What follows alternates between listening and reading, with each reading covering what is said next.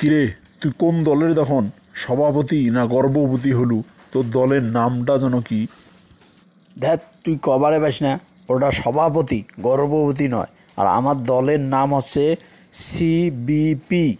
আর এই সিবিপি মানে হচ্ছে সিতে চাঁদাবাজ, বিতে বালছিড়ে, পিতে পার্টি। তার মানে তোর দলের নাম হচ্ছে চাঁদাবাজ বালছিরে পার্টি।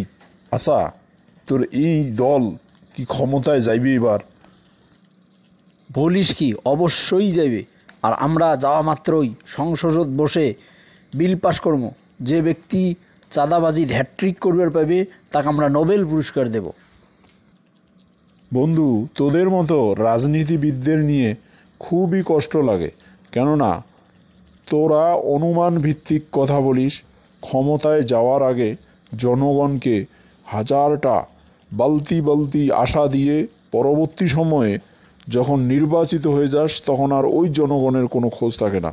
আর তোদের ব্যাপারে আল্লাহ তাআলা কোরআনে বলেছেন যে যে বিষয়ে তোমার পরিপূর্ণ জ্ঞান নেই সে বিষয়ের পিছনে পড়ে থেকো না, কেননা কেয়ামতের দিন কান, চোখ, মুখ, হৃদয় এগুলোর ব্যাপারে জিজ্ঞাসিত হবে।